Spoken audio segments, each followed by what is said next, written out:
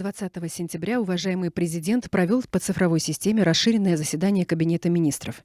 Переходя к повестке дня заседания Кабинета министров, глава государства отметил, что, как и всегда, проводится акция помилования граждан, осужденных за преступления, но искренне раскаявшихся в содеянном.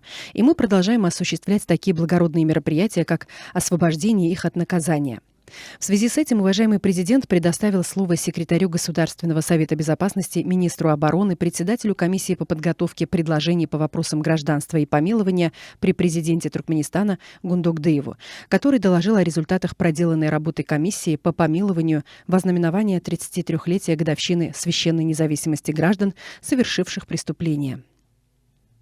Заслушав доклад, глава государства обратился к участникам заседания.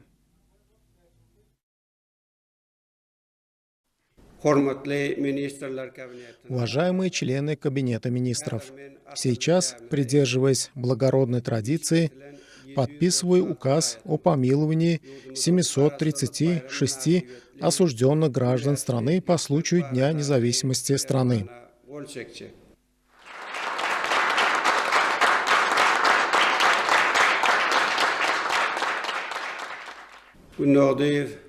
Гундогдыев, вы совместно с руководителями правоохранительных органов проведите необходимую работу для того, чтобы освобожденные из мест заключения помилованные граждане в самое ближайшее время оказались дома в кругу своих семей.